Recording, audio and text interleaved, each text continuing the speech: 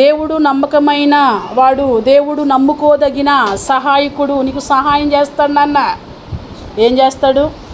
అందరూ విడిచిపెడతారు, ఆప్తులైన వారు విడిచిపెడతారు, స్నేహితులైన వారు విడిచిపెడతారు, దేవుడు మాత్రం విడిచిపెట్టడురా. నువ్వు ఒంటరిగా ఉన్నావా, ఒంటరిలోకి కూడా దేవుడు వస్తాడు అని ఎవరికి చెప్పుకోవాలి?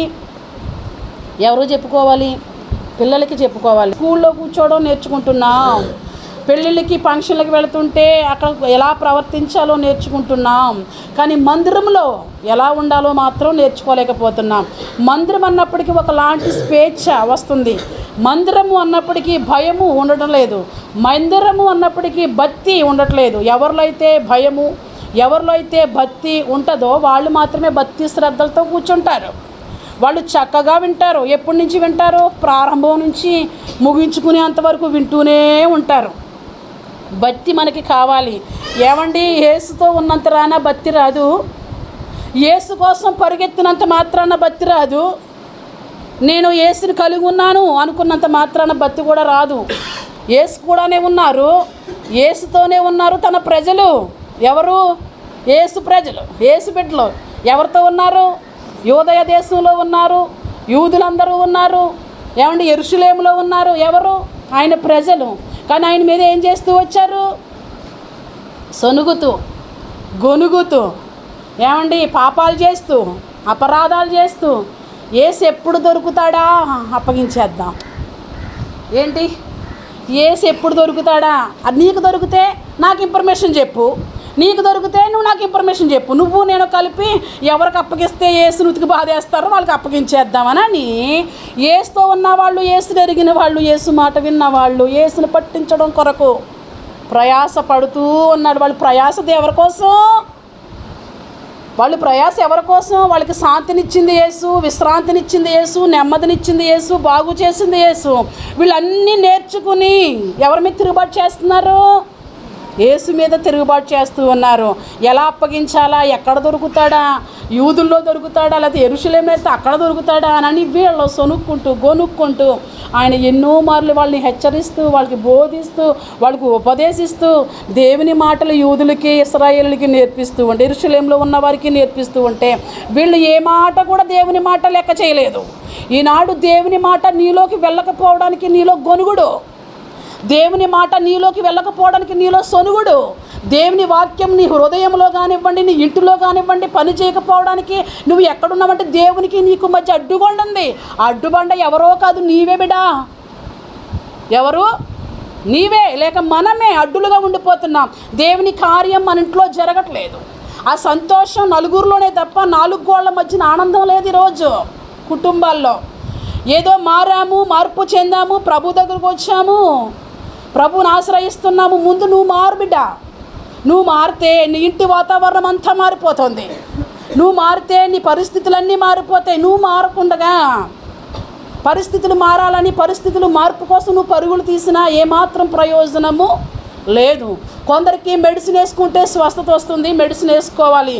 మరి కొందరికి మెడిసిన్ వేసుకోకపోయినా స్వస్థత వస్తుంది. ఎవరిని బట్టి వస్తుంది వారికి? అంటే మెడిసిన్ వేసుకున్న వాళ్ళలోనూ స్వస్థత ఉంది, మెడిసిన్ వేసుకోలేని వాళ్ళు కూడా స్వస్థత ఉంది. మరి మెడిసిన్ వేసుకున్నవాడి విశ్వాసం ఎవరి మీద ఉంది?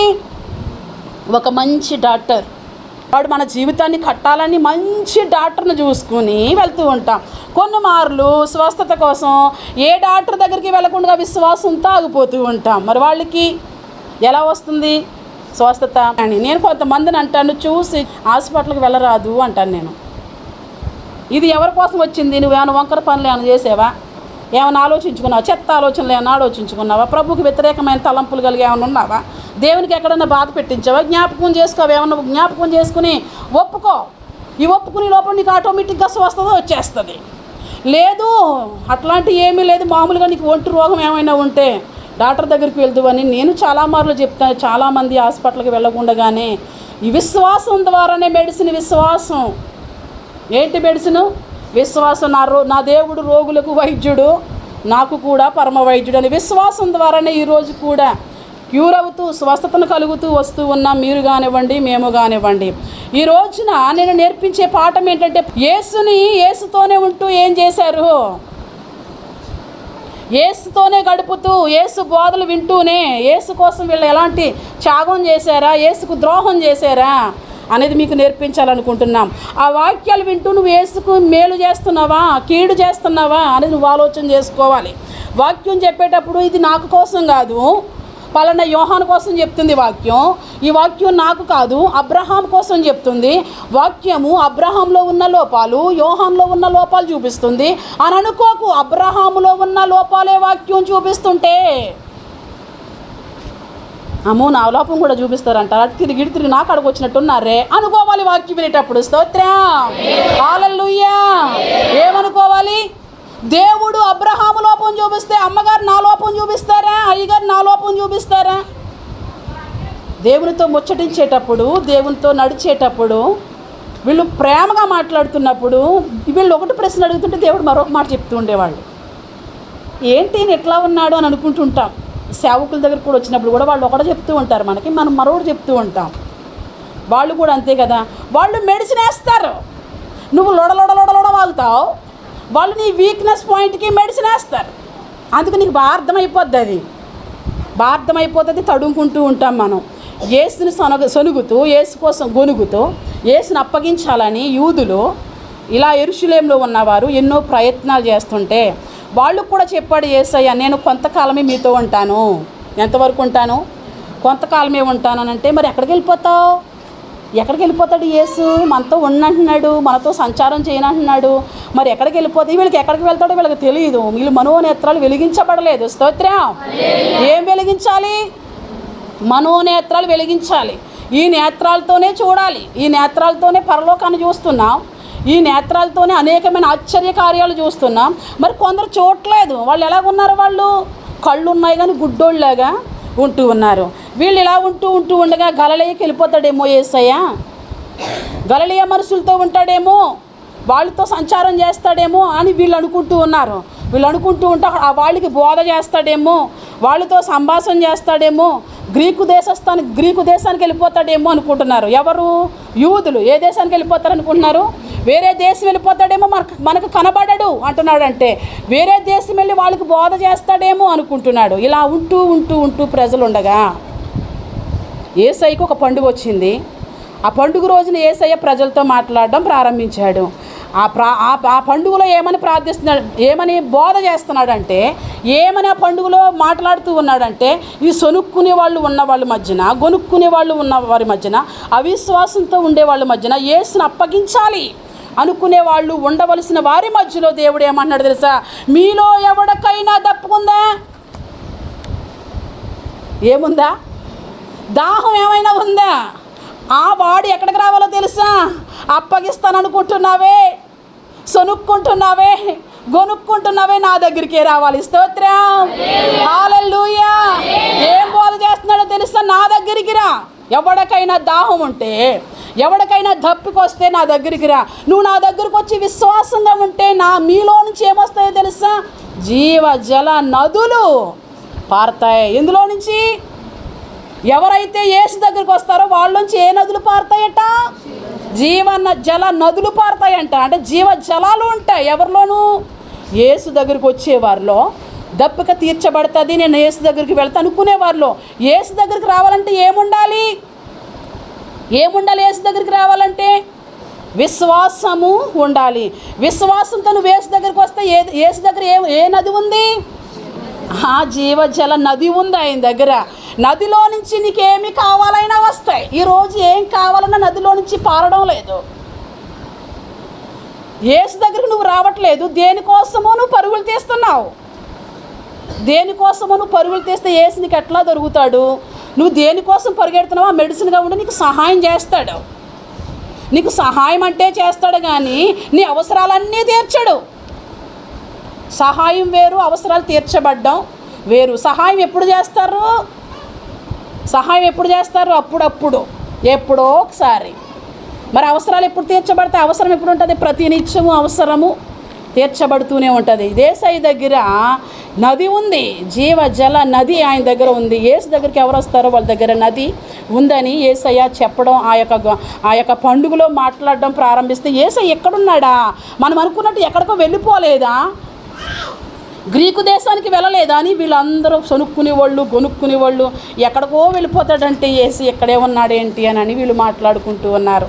యేసు దగ్గరికి వచ్చేటప్పటికి మనకి విశ్వాసం అనేది ఉండాలి. కొంచెంలోనే నాడు విశ్వాసం లేదు, కొంచెంలోనే భక్తి లేదు, కొంచెంలోనే ఏమి లేదంటే మనకున్నటువంటి దాతృతమైన మనస్సు లేదు, ఒక నెలలో స్థిరమైన భక్తి లేదు, రోజుల్లో నమ్మకంగా ప్రార్థన చేసే అనుభవము మనకి లేదు. సంవత్సరంలో ఇంక భక్తి ఏమొస్తుంది? ఎన్నో సంవత్సరాలు వెళ్ళి నదులు ఉన్నాయి ఆయన దగ్గర. నీకు కొంచెంలోనూ, రోజుల్లోనూ, నెలల్లోనూ, వారాల్లోనూ సరైన మారు మనసు లేదు. మరి ఇక ఆయన దగ్గరికి వస్తే నీకేం తీర్చబడుతుంది దాహం? ఈ కొనుక్కునే వాళ్ళకి సొనుక్కునే వాళ్ళ మధ్యన యేసయ్య మాట్లాడుతూ ఉన్నాడు. ఎవరికైనా దాహం వేస్తుందా? ఎవరికైనా దప్పిక తీర్చబడాలంటే నా దగ్గరికే మీరు రావాలి. మీరు ఏవేవో అనుకుంటున్నారు కానీ నా ద్వారానే తప్ప ఇంకెవరికి సహాయము దొరకదని చెప్తూ ఉన్నారు. యేసు దగ్గర ఉన్నప్పుడు యేసుతో ఉన్న వాళ్ళని పాడు చేయాలనుకుంటారు. తండ్రి దగ్గర ఉన్నాడు కుమారుడు పాడయ్యేదాకా ఊరుకోలేదు. కుమారుడు పతనమైపోయాడు. ఆ కుమారుడు పాడైపోయాడు ఎవరిని బట్టి? తండ్రిని బట్టా? ఎవరిని బట్టి? స్నేహితులను బట్టి కదా. ఈ స్నేహితులు ఎవరి దగ్గర ఉండేవలేదు? తండ్రి దగ్గర ఉండలే. మీ తండ్రి దగ్గర ఉంటే స్వేచ్ఛ ఉండదురా, మీ తండ్రి దగ్గర ఉంటే నీకు ఆనందం ఉండదురా.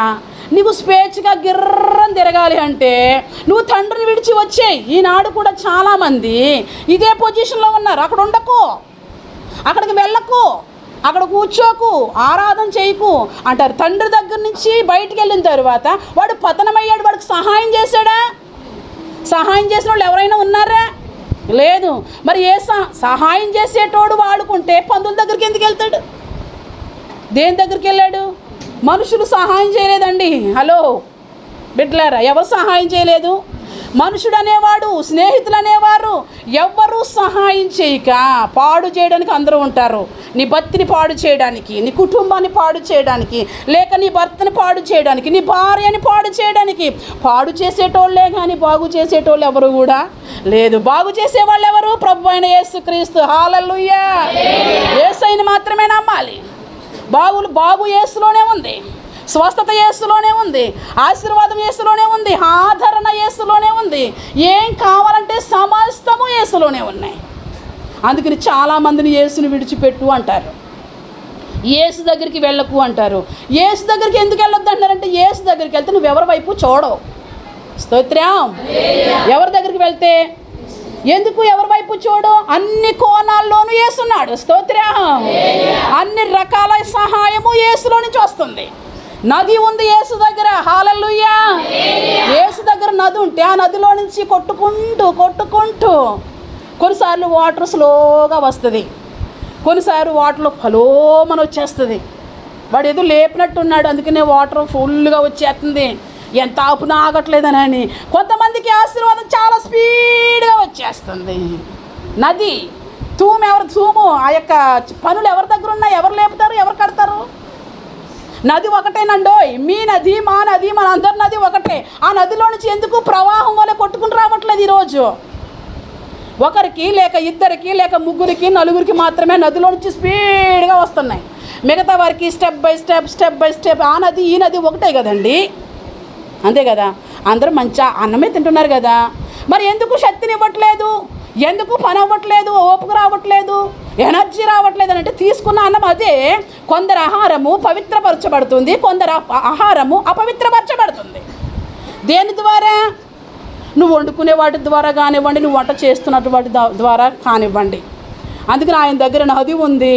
ప్రవాహం వల్లే పొర్లు వస్తున్నప్పటికీ కూడా ప్రజలకి ఆ నదిలో ఉండడం ఇష్టం లేక, యేసు దగ్గరికి రావడం ఇష్టం లేక, యేసు దగ్గర కూర్చున్న వాళ్ళని గొనిగే వాళ్ళు ఈ రోజుల్లో కూడా ఉన్నారు. అప్పుడే కాదు, యూదుల్లోనే కాదు, యెరూషలేములో ఉన్నవారే కాదు. యేసు దగ్గరికి వెళితే వెళ్ళకో, ఆయన దగ్గరికి వెళ్ళొద్దు, ఆయన అప్పగించాలనుకుంటున్నాం, ఆయన ఎట్లాంటోడో తెలిసే, ఇలా చెప్పే మనుషులు ఆ రోజుల్లోనూ ఈ రోజుల్లో కూడా ఉన్నారు. కానీ ఆ రోజుల్లో ఆగారు, ఈ రోజుల్లో ఆగట్లేదు కొందరు. స్తోత్రం. ఈ రోజుల్లో ఆక్కే కదా ఎక్కడికక్కడ బలి, మేకపిల్లలు బలి అయినట్టు అవుతున్నారు. ఎవరో మనుషులా మేకలా? నువ్వు పిరికిదానివి, అందుకే ఇంకా నీ కాడకి ఇంకా ఏమీ రావట్లేదేమో. మరి ఈనాడు చాలామంది ఏమైపోయారు? బలిగా అర్పించేశారు వారి జీవితాల్ని. ఎవరి కోసం అర్పించేశారు? ఎవరు ఆ వ్యక్తి? కనిపించే వ్యక్త, కనిపించని వ్యక్త? బిడ్డ, ఎవరి కోసం బలర్పించేశారు? నువ్వు కల్పించే వాళ్ళకే సహాయం చేయాలనుకుంటున్నావు, కల్పించే వారితోనే సాంగత్యం చేయాలనుకుంటున్నావు. యేసు కనిపించట్లేదు. ఇప్పుడు యేసు క్రియలు కనిపిస్తున్నాయి, యేసు పనులు కనిపిస్తున్నాయి. ఆయన ఆత్మరూపంగా ఉన్నాడు. యేసు మనసు కాదు, మనల్ని ఎక్కడ రక్షిస్తాడు? ఇప్పుడు యేసయ్య మన పక్కనే ఉన్నాడా? వీడైతే ఏంటంట, వీడేదో నాకు వీడెక్కడ చేస్తాడు? నిమిత్త మాత్రుడు, కొంతసేపు కనబడి అంతలో మాయమయ్య ఆఫ్ట్రల్గాడు. వీడెక్కడ సహాయము? జీవం లేదు వీడిలో, కొంతవరకే జీవం. ఆయనలో జీవం ఉంది. ఆయన నీతో వీడికిలా కనిపించిన అవసరం లేదు. నువ్వు ఎక్కడికి వెళ్ళినా ఆయన బాహుబలం. స్తోత్రం. అయిపోయింది, నా చాప్టర్ అయిపోయింది. నీకు లోకం నాకు వద్దు. ఠామును పడిపోవాలనుకున్నప్పటికీ నా యేసయ్య జస్ట్ పట్టుకొని. ఎట్లాంటి వాళ్ళు లేరు, ఎంతమంది లేరు. నీకు విశ్వాసం లేదు కనుక నీ దగ్గర యేసు క్రియలు ఏమీ కనిపించడం లేదు. యేసయ్యలో చాలా క్రియలు ఉన్నాయి, యేసయ్యలో చాలా పనులు ఉన్నాయి. అవి చాలామందికి కనిపించక యేసుని అపహాసం చేస్తూ, హేళన చేస్తూ వస్తూ ఉన్నారు. యేసు తండ్రి దగ్గర కూడా ప్రశాంతంగా ఉండనిచ్చారు కాదు. మందిరాల్లో కూడా చాలామందిని ప్రశాంతంగా ఉండనివ్వట్లేదు.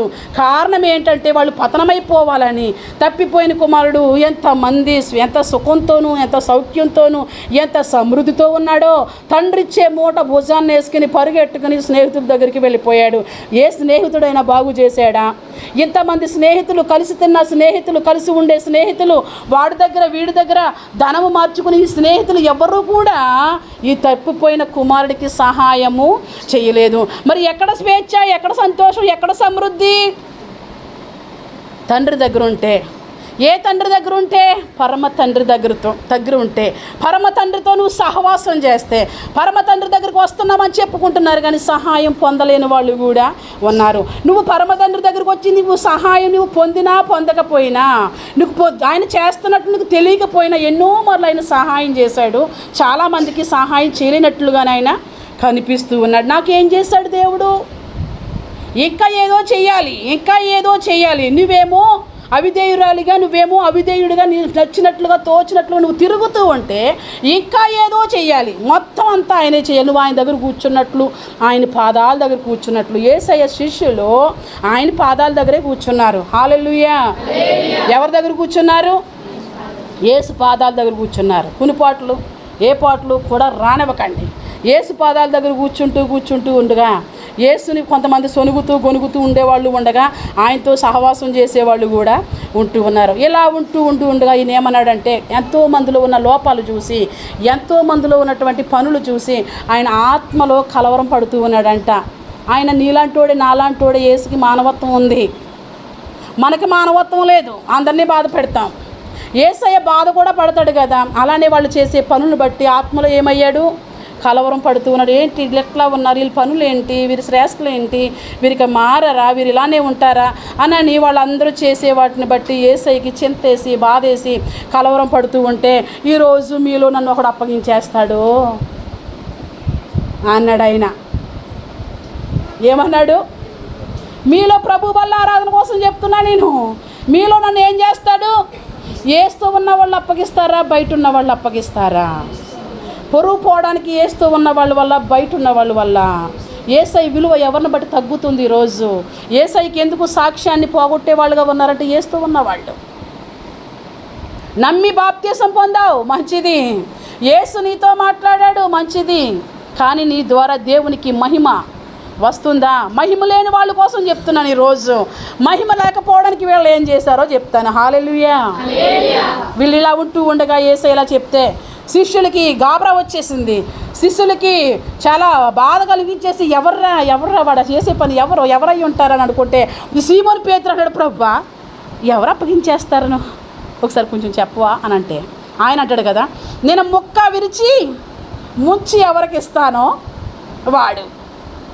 మొక్క ఇరిచి వాడికి ముందే దురాత్మ వాళ్ళలోకి వచ్చేసిందంట. ముందే దురాత్మ వాళ్ళలోకి వచ్చిందని ఎవరికి తెలుసు? మరి యేసయ్య ఏం చేయాలి? దురాత్మని వెళ్ళగొట్టేయాల కదా. కార్యాలు కొంతవరకే జరుగుతాయి, అంతవరకు కూడా కార్యాలు ఏమి జరగవు. వీడు భోజనం చేసేటప్పుడు, భోజనం బంతికి వెళ్ళేటప్పుడే ప్రిపేర్ అయిపోయాడు. ఈరోజు యేసుని అప్పగించాలని. వీడు ఎప్పుడు అప్పగించబడ్డాడో, ఎప్పుడు హృదయంలో సాతానికి చోటు ఇచ్చాడో అది ఎవరికి తెలిసింది? దేవునికి తెలిసింది. దేవునికి తెలిసినప్పటికీ ఎంతో తగ్గించుకుని వాడికి ఎన్ని సేవలు చేశాడో నా యేసయ్య. హల్లెలూయా. ఎవరికి అప్పగిస్తానన్న వాడికి, పట్టించేవాడికి, బొంకేవాడికి ఎన్ని సేవలు చేశాడో నా యేసయ్య. ఎంత మంచి మనస్సు మనకు లేదంత మంచి మనస్సు. ఈయన ఎన్నో కార్యక్రమాలు చేసి దీనుడై తగ్గించుకుని వారందరికీ సహాయం చేస్తూ కడకి వచ్చి ఈ శిష్యులతో చెప్తున్నాడు, ఈరోజు ఇలా జరగబోతుంది అని చెప్తూ ఉంటే వీళ్ళు కలవరబడి ఎవరై ఉంటారా అని అడిగినప్పటికీ పేరు మాత్రం చెప్పలేదు, కానీ నేను ముక్క విరిచి ముంచి ఇస్తాను. ముక్క 12 మంది ఉన్నప్పుడు యేసయ్య స్పష్టంగానే చెప్పాడు కదా. విరిచి ఇచ్చినప్పటికీ వీళ్ళు ఏమనుకోవాలి? వీడు బాబోయ్ నా గురించి చెప్తున్నాడేమో అనుకోవాలి కదా. అనుకుని మొదట మొక్క తీసుకోకుండా ఉన్న బాగుండేమో. మరి ఆయన అన్ని స్పష్టంగానే చెప్తున్నాడు. దేవుడు స్పష్టంగానే చెప్తాడు. ఇంకా చెప్పండి అని అంటే ఇంకా చెప్పాల్సింది నువ్వు. ఏ భోజన బంతిలో సాతానికి చోటిచ్చాడో చెప్పాల్సింది యూదా, ఇస్కరియోతు యూదా. భోజన బంతిలో కూర్చుని ఈరోజు ఏదైనా చెయ్యాలి, ఈరోజు ఏదైనా పట్టించాలి, ఈరోజు ఏదైనా సరే దేవుణ్ణి అప్పగించాలి, అప్పగించే పనులు నేను చాలా స్పీడ్గా ఉండాలని సాతానికి చోటు ఇచ్చేసాడట. ఈరోజు చాలామంది మందిరానికి వస్తున్నారు, దేవునితోనే ఉంటున్నారు, ప్రభు బలలో సాంగత్యం చేస్తున్నారు. ఎవరికి చోటు ఇచ్చేస్తున్నారు? సాతానికి చోటు ఇచ్చేస్తున్నారు. సాతానికి చోటిస్తే నువ్వు పాడైపోతావు, సాతానికి చోటిస్తే నువ్వు పతనమైపోతావు. యూదా సాతానికి చోటు ఇచ్చిన తరువాత యూదాకి ఎవరు సహాయం చేయలేదు, సాతాను కూడా సహాయం చేయలేదు. యేసు కొరకు, యేసు ప్రజల కొరకు సాతానుగాడు కూడా సహాయం చేస్తాడు. సాతాను బిడ్డలకి సాతానుగాడు ఏమాత్రం కూడా సహాయము చేయలేకపోయాడు. పోనీలే నా మాట విన్నావు, నేనేం చెప్పింది అది చేసావు, నేను ఎలా ఆడమంటే అలా ఆడావు, యేసయ్య నిన్ను విడిచిపెట్టిన నేనున్నానుగా నీకు అన్నాడా? నేనున్నానుగా. ఇప్పుడు ఆయన దగ్గర నుంచి నా దగ్గరకు వస్తే వాడికే లేదు సహాయము. ఈ వీడికి ఎక్కడ జరుగుతుంది? ఎప్పుడైతే ముక్క విరిచి ముంచి ఇలా ఇచ్చాడో వెంటనే తను తీసుకున్నాడు. తను తీసుకోగానే యేసయ్య చెప్తున్నాడు, ఎప్పుడో అపవాదికి మనసులో చోటు ఇచ్చేశాడు. నేను విరవగానే అపవాది ప్రేరేపించింది వెంటనే చెయ్యి ఇచ్చాడు. బిడ్డలారా జాగ్రత్త. దుష్టుడికి అపవాదికి చోటిస్తూ ఉన్నారా? మీ పనుల్లో, మీ ప్రయాణాల్లో దుష్టుడికి చోటిస్తూ ఉన్నారా? మీరు పడకల మీద, మీ ఆలోచనలో, మీ వ్యక్తిగత విషయాల్లో దుష్టుడికి ఏమైనా చోటు ఇచ్చేస్తున్నారేమో. దుష్టుడికి చోటు ఇచ్చేస్తే దేవుడు వచ్చి తప్పించవచ్చు కదండి అని అనుకుంటూ ఉన్నారేమో. నువ్వు చేసే పనులు ఎలా ఉన్నాయి? ఈరోజు ఏవేవో కావాలని ఎక్కడెక్కడికో ప్రయాణాలు తీస్తున్నారు.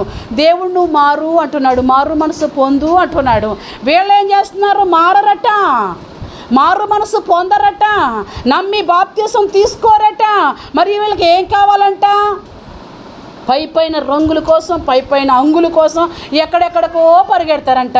ఈ రోజుకి దేవుడు ఎన్ని కార్యాలు చేశాడు నీకు?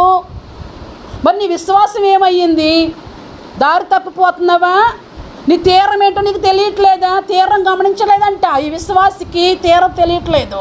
అందుకని ఏ తీరం వెంబడి ఆ తీరం వెళ్ళిపోతూ ఉంటుంది. దేవుడు నీ నుండి కోరుకునేది ఏంటో తెలుసా? భయభక్తులు. దేవుడిని నుండి కోరుకునేది ఏంటో తెలుసా? నువ్వు ఎలా ఉండాలనుకుంటున్నాడో ఆయన ముందు నీకు అన్నీ తెలియపరుస్తున్నాడు. క్షణమైపోయే వాటి కోసం పరుగులు తీయకు, తుచ్చమైన వాటి కోసం పరుగులు తీయకు, ప్రయాసపడకు. ఇక్కడ వీళ్ళకి ఇలా చెప్తూ ఉండగా ఈయన అప్పుడు చాలా స్పీడ్గా చెయ్యోదా నువ్వు చేసే పని. ఏమన్నాడు? యోహాను పత్రికలో మనకు కనిపిస్తుంది. నువ్వు చేసే పని 7 అధ్యాయాలు తీయవసరం లేదు. నువ్వు చేసే పని, అప్పగించే పని. ఎవరెవరికో ఇన్ఫర్మేషన్ ఇవ్వాలనుకుంటున్నావు కదా, నా గురించి ఇన్ఫర్మేషన్ ఇచ్చే పని చాలా స్పీడ్గా చేయంటే వీళ్ళకి అనుకుంటున్నారు, వీళ్ళకి అర్థం కావట్లేదు. ఏంటి ఇలా అంటున్నాడు ఏంటి యేసయ్య? స్పీడ్గా చేయంటున్నాడు ఏంటి? యేసుకు తెలుసా ముందే వీడు అప్పగిస్తాడని? ముందు యేసుకు తెలుసు. హల్లెలూయా. యేసు ఒక ప్రవక్త. హల్లెలూయా. అద్భుతాలు చేసేవాడు యేసయ్య. మరి నాకు ఏంటబ్బా ఏ అద్భుతం చెయ్యట్లేదు అని అంటే నువ్వు ఎలా ఉన్నావో చూసుకో. యూదా అలా ఉంటే యూదా అపవాదికి చోటు ఇచ్చిన యూదాని సరి చేయలేదు యేసయ్య. చేశాడా? మరి పైగా రొట్టు ద్రాక్షారసంలో పాలు పంపులు వచ్చేసాడు. అప్పుడు కూడా హెచ్చి నువ్వు ఇందులోకి వచ్చావేంటని అనాలా? వీరు కొన్నిసార్లు నిమ్మలమై చూడాలేమో, మరి కొన్ని మార్లు హెచ్చరించాలేమో. ఇక్కడ ఈయన్ని ఏమీ అనలేదు. రొట్టె విరిచి పిలిచి చేతికిచ్చి నువ్వు చేయాల్సిన పని చాలా స్పీడ్గా చెయ్యి అన్నారు. ఈ లోపల శిష్యులకి చాలా బాధగా ఉంది. ఇలా అంటే ముందు తెలుసా ప్రభువుకి అనుకున్నారు వీళ్ళు. ఇలా ఉండగా బిడ్డలారా అన్నాడు మిగతా వారి కొరకు. ఏమన్నాడు? బిడ్డలారా, నా పిల్లలారా, మీరు చాలా జాగ్రత్తగా ఉండాలి. నేను యూదులకు చెప్పాను నేను మీతో కొంతకాలమే ఉంటానని. అదే మాట నేను ఇప్పుడు మీకు చెప్తున్నాను. ఏమని చెప్తున్నాను? నేను కొంతకాలమే ఉంటాను, నేను తిరిగి మళ్ళీ వెళ్ళవలసి ఉంది అని చెప్తున్నాడు. ఎవరికి అమ్మా? శిష్యులకి. ఇలా వెళ్ళవలసి ఉందని చెప్తే వీళ్ళు వెళ్ళడానికి ప్రయత్నాలు చేస్తూ, వెళ్ళడానికి వీళ్ళు దారులు తీస్తూ, మరి అమ్మ ఇక్కడే ఉండండి, అందరూ ఇక్కడే ఉండండి, ఎవరికి ఎక్కడ మంచిగా ఉంటారో కూర్చోండి, చక్కగా ఇబ్బంది లేకుండా కూర్చోండి, వచ్చిన ఆమెను చూడండి, కూర్చి వేయండి. ఎవరైనా లోపలికి వచ్చేటప్పుడు వాళ్ళు వయసులో పెద్దోళ్ళు అయితే వాళ్ళకి సహకరించాలి, చెయ్యూతనివ్వాలి వాళ్ళని. కొందరిని అగ్గిలో నుంచి మనం లేకపోయినా ఇట్లాంటి పనులన్నా చేసి వాళ్ళకి కూర్చోబెట్టే విధంలో అన్ని విషయాలు మనం నేర్పించాలి. విశ్వాసంతో కూడిన మీ పని చేయాలి, పరిచర్య చేయాలి. పరిచర్యలో ఏం లోటుగా ఉన్నా, సంఘంలో ఏ లోటుపాట్లు ఉన్నా అన్నీ ఎవరు చేయాలి? పిల్లల్ని ఎవరు కనాలి? గొడ్డు గొర్రెలారా చెప్పండి, ఎవరు కనాలి? స్కూల్కి ఎవరు రావాలి? అన్నీ సేవకుడేనండి. మేము వచ్చి అలా కూర్చుంటాం, ఎక్కడ లొడత పడకుండా, అసలు ఎక్కడ పౌడర్ చెక్కిపోకుండా, కూర్చున్న సారీ ఎక్కడ మడత పడకుండా, ఐరన్ మడతతో. ఇప్పుడు మళ్ళీ డ్రిమ్లు వచ్చేసినాయి కదా, అవన్నీ చేసిన అలా వస్తాం, మేము అలా వెళ్ళిపోతాం. అన్నీ మీరే చూసుకోవాలి. సంఘం సహకారిగా ఉండాలి. స్తోత్రం. లోటుపాటులన్నీ మందిరంలో ఏం లేదు.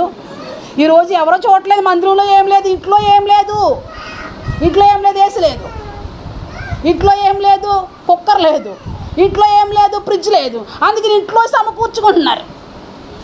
మందిరంలో ఏం లేదు, దేవుని మందిరంలో ఏం లేదు. మందిరంలో లోటు ఎలా తీర్చాలి? స్టేజీ మీద ఏం లేదు, స్టేజీ కింద ఏం లేదు, స్టేజీ లోపల ఏం లేవు. అవన్నీ చూసుకుని విశ్వాసులు చేస్తూ ఉండాలి. అందుకే కదా సూలికి రాకుండా ఉన్న వాటిని ఏంటంటే ఇవి ఏ గొర్రెలంట? గొడ్డు గొర్రెలు. ఎన్ని సంవత్సరాలు వాళ్ళకి మేత పెట్టినా, ఎన్ని సంవత్సరాలు వాళ్ళ చుట్టూ త్రవ్వినా, ఎన్ని సంవత్సరాలు ఎరువేసినా నేను ఫలించను, నేను ఇలానే ఉంటాను. ఫలించమంటావు ఏంటి? ఇంట్లో ఫలించాను కానీ సంఘంలో నేను ఫలించను. ఇంట్లో ఫలిస్తే నాకు, నా కుటుంబానికి మేలు, సంఘంలో ఫలిస్తే ఏంటి నీకే మేలు బాబోయ్, నేను ఫలించను సంఘంలో అనుకుంటూ ఉంటాం. రేపుడు దినాన్ని దేవుడు లెక్క అడుగుతాడు. ఏమడుగుతాడు? లెక్క అడుగుతాడు రేపుడు దినాన్ని. సరే, అదంతా విడిచిపెట్టండి, ఇప్పుడు వాక్యంలోకి రండి. ఇతను అంటున్నాడు, పిల్లలారా, నేను మీ దగ్గర నుంచి వెళ్ళవలసిన సమయం వచ్చింది, నేను వెళ్తానంటే నువ్వు ఎక్కడికి వెళ్ళి మీరు ఎలాగ ఉండాలో తెలుసా? నేను ఉన్నప్పుడు మీరు ఎలాగ ఉన్నారో నేను లేనప్పుడు కూడా మీరు అలాగే ఉండాలి. ఏం చెప్తున్నాడు వాళ్ళకి? శిష్యులకి ఏం చెప్తున్నాడు? మీరు చాలా విశ్వాసంతో ఉండాలి, మీ పనులు ఏమైనా విశ్వాసం ద్వారానే చేయాలి. ఎవరైనా నిన్ను చూస్తే నువ్వు నాకు శిష్యుడు అని తెలియాలి. స్తోత్రం. యేసయ్య ఏం చెప్తున్నాడు వెళ్ళిపోయేటప్పుడు? ఎవరైనా నిన్ను చూస్తే ఎవరమంట? నువ్వు నా శిష్యుడు అని తెలియాలి అని తన శిష్యులకు అన్నీ చెప్తూ ఉన్నాడు. ఈ పేతురికి చాలా బాధ వచ్చేసింది, యేసయ్య వెళ్ళిపోతున్నాడని. సీమోను పేతురికి, ప్రభువా ఎక్కడికి వెళ్ళిపోతావు, నేను వచ్చేస్తాను నీ దగ్గరికి అంటే, నువ్వు నా దగ్గరికి రాలేవు, నేను నీ దగ్గరికి ఎందుకు రాలేను? నేను నీ దగ్గర నీతో తిరిగినోడిని, నీతో ఉండవలసిన వాడిని, నీ దగ్గరికి నేను రాలేనా? నేను నీతో వచ్చేస్తాను, నీతో నేను రాలేకపోయినా నీకోసం నేను ప్రాణం పెట్టేస్తాను. స్తోత్రం. అప్పుడు దేవుడు ఏమనాలి? నా బిడ్డే, నా అమ్మే, నా బాబులే అనాలి కదా. అప్పుడు దేవుడు మాట్లాడడం ప్రారంభిస్తున్నాడు. ఏం పెడతావు? ప్రాణం పెడతావా? నువ్వు ప్రాణం పెట్టలేవు కానీ కోడు కుయ్యక ముందు ఏంటి? ప్రాణం దాకా ఇంకా వెళ్ళకు పేతురు, నువ్వు ఎక్కడికో వెళ్ళిపోతున్నావు. ముందు చూసుకో, ముందు సరళం చేసుకో. చాలామంది నిత్య జీవం కోసం ఆలోచిస్తారు. నిత్య జీవం ఎట్లా వస్తుంది? ఏ పనులు చేస్తే వస్తుంది? ఏ కార్యక్రమాల్లో నువ్వు ఉంటే వస్తుంది? ఎక్కడ నువ్వు ఉంటే నిత్య జీవం వస్తుంది? నిత్య జీవం కోసం అండి మేము. మీరైనా పరలోకం వెళ్ళడానికి, మేము పరలోకం వెళ్ళడానికి కోసం ప్రయాసపడుతున్నామండి అంటూ ఉంటారు చాలామంది. పరలోకం రావాలంటే త్రోవలు సరళం అవ్వాలి. స్తోత్రం. త్రోవలు సరళం చేసుకోరా పేతురు ఫస్ట్. నా త్రోవకి ఏంటి? నేను నీ చుట్టే కదా ఉన్నాను. గడియారంలో ముళ్ళు తిరుగుతున్నట్లుగా 1, 2, 3, 4 నిమిషాలు, గంటలు చూపిస్తున్నట్లుగా నేను ఎవరి చుట్టూ తిరుగుతున్నాను? నీ చుట్టే కదా. గుండు చప్పుడంతా ఏమంటుంది? టంగు టంగు టంగు అనట్లేదు. కొంతమంది గుండు ఎలా ఉంటుందంటే డబ్బు డబ్బు డబ్బు లబ్ డబ్ లబ్ డబ్ అని కొట్టాలి. వీళ్ళు గుండె ఎలా కొడుతుంది? డబ్బు డబ్బు డబ్బు అంటే కొన్ని గుండ్లు కొన్ని శబ్దాలను పుట్టిస్తున్నాయి. ఇక్కడ పేతురు గారు శిష్యులు పిలుపు ఆంధ్రయ్య వీళ్ళందరూ వీళ్ళు ఎలాగున్నారు? వీళ్ళు మిస్టిక్లో ఉన్న మన సంగతి వీళ్ళకి తెలియట్లేదు. నేను నీ కోసం చచ్చిపోతానంటే దేవుడు అన్నాడు, బాబు నువ్వు అంత దూరానికి ప్రయాణం చేయాలంటే ముందున్న వాటిని సరి చేసుకో. ముందేమున్నాయో తెలుసా? నేనెవరినో తెలియదు, నీ కోడు కుయ్యక ముందు నువ్వు బొంకుతావు అన్నాడు నా యేసయ్య. హల్లెలూయా. అది కూడా మత్తయి సువార్తలో కనిపించింది మనకి. ఒక చిన్నది చూస్తుంది బయట వెళ్ళిపోట. చూసి ఏమర్థమైపోయింది? యేసయ్య ఏమన్నాడు? ఎవరైనా మిమ్మల్ని చూస్తే నువ్వు నాకు శిష్యుడు అని చెప్పాలి సుమా. యేసు శిష్యుడు. హల్లెలూయా. ఎవరైనా నిన్ను చూస్తే ప్రభు బిడ్డ, దేవుని బిడ్డ మందిరానికి వెళుతుంది అని అంటున్నారా? యేసుతో సాంగత్యం చేస్తుంది, యేసుతో నడుస్తుంది, ఈమె జీవితం అంతా యేసుతోనే అనుకుంటున్నారా? ఎవరైనా అనుకుంటున్నారా? యేసయ్య అంటున్నాడు, నేను మీ దగ్గర లేనప్పుడు విశ్వాసం కనబడాలి, మీలో ప్రేమ కనబడాలి, మీలో ఒకరి ఎడల ఒకరు ప్రేమ చూపించుకోవాలి. నేను వేటినైతే మీకు నేర్పించాను అవన్నీ మీరు చేయాలి. మిమ్మల్ని చూసేటప్పుడు మీరు నా మనుష్యులు అని గుర్తెరగాలి. హల్లెలూయా. ఈరోజు నిన్ను చూసినా, ఈరోజు నన్ను చూసినా గుర్తు ఎలా వస్తుంది? వేట్ల ద్వారా వస్తుంది. ఏ రోజు ఆ రోజు యాసం వేస్తే దేవుడి బిడ్డలుగా గుర్తులోకి వస్తామా మనము? కొన్ని ప్రత్యేకతలు కావాలి. కొన్ని దేవుడు విడిచిపెట్టవలసినవన్నీ విడిచిపెట్టాలి. అప్పుడు మనం యేసు బిడ్డల్లా కనిపిస్తాము. అయితే బయటికి వెళ్ళాడు. బయటికి వెళ్ళినప్పుడు పేతురు ఎవరిలా కనిపించాడు? పేతురు ఎవరిలా కనిపించాడు? బాబు యేసులాగా ఉన్నాడు, యేసు శిష్యులాగా ఉన్నాడు, సూపలానే ఉంది, మాట్లాడలాగుందని ఎవరు చెప్పేశారు? చిన్న బుట్టదొచ్చి నువ్వు గలలయ్యవాడితో ఉన్నవాడివే నాకు తెలుసు ఏమంటుంది? బ్లాక్మెయిల్ చేసిందేమో, బెదిరిస్తుంది, చిన్నది అదిరిస్తుంది. మా బ్యాచ్ అంతా వేరు, మా బ్యాచ్లోకి నువ్వు వచ్చేసావు, మా పడవ మా యాత్ర మా బస్సు వేరు, ఆ బస్సులోకి నువ్వెక్కావు. మేమున్న లోకమంతా వేరు, మా లోకంలో నువ్వు వచ్చావు. కానీ నువ్వెవడవో మాకు తెలుస్తుంది, పలుకు ద్వారా తెలుస్తుంది, నీ రూపం ద్వారా తెలుస్తుంది అని చెప్తేమో నేను కాదు మీరు ఎవరిని చూసి ఎవరు అనుకుంటున్నారో? నా ఆడ అలా ఉంటాడు, ఇలా బోల్డ్ మంది మనసు పోలుకుల్లో ఉంటారు కదా, నువ్వైతే అలా నేను కాదు అని మరొకసారి వచ్చిన తర్వాత మరి ప్రయాణం చేస్తున్నాడు. కొంచెం దూరం వెళ్ళినప్పటికీ ఇంకో లోపల ఇంకొచ్చినది వచ్చి చెప్తుంది, నువ్వు పలానా వాడుతూ ఉండేవాడివే కదా. అబ్బాయి కాదు అని. మరో సమయం వచ్చింది. సమూహం అంతా ఉంటుండగా, ప్రజలందరూ ఉంటుండగా వాళ్ళిద్దరూ చెప్పిన మాట నిజంలాగే ఉందే, వీడు వేస్తూ ఉన్న వాళ్ళగా ఉన్నాడే. వీళ్ళు ఇలా మాట చెప్పగానే ఏమయ్యింది? ఏం కూసింది? దేవుడు ఏం చెప్పాడు? ఎప్పుడు చెప్పాడు? నువ్వు ఇంకా ప్రాణం దాకా వెళ్ళిపోతున్నావు, నిత్య జీవానికి వెళ్ళిపోతున్నావు, పరలోకపు ఆలోచనలు ఆలోచిస్తున్నావు. పరలోకం వెళ్ళాలంటే ఇక్కడే లోపాలు సరి చేసుకో. హల్లెలూయా. ప్రభు శరీరాన్ని తీసుకున్న నీవు, ప్రభు రక్తాన్ని తీసుకున్న నీవు ఏం చేసుకోవాలి? సరి చేసుకుంటూ లోపాలు చూపించేటప్పుడు ఎవరు లోపాలు చూపించినప్పుడు? దేవుడు లోపాలు చూపించేటప్పుడు, అట్ ద సేమ్ టైం దేవుని సేవకుడు లోపాలు చూపించేటప్పుడు తప్పదు. ప్రాణం ఇచ్చేస్తానంటే యేసయ్యని ఏం చేయాలి? పేతురుని ఏం చేయాలి? యేసయ్య ఎంత పొగడాలో. అయితే నా తర్వాత నువ్వే ప్రాణం తీయబడవలసిన వాడివి, నీ ముందు నా ప్రాణం తీస్తారు, తర్వాత నువ్వే ధైర్యంగా ఉండు అని ధైర్యపరచాలి. బాబు నువ్వు అక్కడ దాకా కాదు కానీ ముందు ఇవి చూసుకో. ఏం చూసుకో? దేవుని బిడ్డలుగా మనము ముందు దారి సరళం చేసుకుంటూ, అడ్డులు సరళం చేసుకుంటూ, నేను దేవుడికి ఏదో చేశాను, నేను దేవునికి ఎంతో ఇచ్చాను, ఇన్ని సంవత్సరాలు నేను దేవునితో నడిచాను, ఇప్పుడు కొంచెం కష్టం అని దేవునితో నడవట్లేదు. దేవునికి తెలుసు అని అనుకోకు. కష్టంలో కూడా దేవునితోనే నడవాలి, ఇబ్బందుల్లో కూడా దేవునితోనే నడవాలి, ఇరుకుల్లో కూడా దేవునితోనే నువ్వేం చేయాలి? నడవాలి. నడుస్తూ నీ ప్రయాణాన్ని కొనసాగించాలి. ఇక్కడ కూడా పేతురు అలా చెప్పగానే అక్కడ 3 సార్లు బొంకాడు. మత్తయి సువార్తలో అక్కడ మనకి కనిపిస్తూ ఉంటుంది. మిగతా ఉన్న శిష్యులు చెప్తున్నాడు ఆయన, విశ్వాసం కలిగి ఉండండి. నేను మీతో ఉండట్లేదంటే వాళ్ళందరికీ కలవరం వచ్చేసిందంటే యేసు లేకపోతే ఎట్లా బ్రతకాలి? ఏం లేకపోతే ఎవరు లేకపోతే ఎలా బ్రతకాలి? యేసు లేకపోతే ఎలా ఉండాలి అని అంటే వాళ్ళకు చెప్తున్నాడు, నేను వెళ్తున్నాను స్థలం సిద్ధపరచడానికి. ఎక్కడికి వెళ్తున్నాడు? స్థలం. యేసు ఎక్కడుంటే అక్కడ నువ్వు ఉండాలి.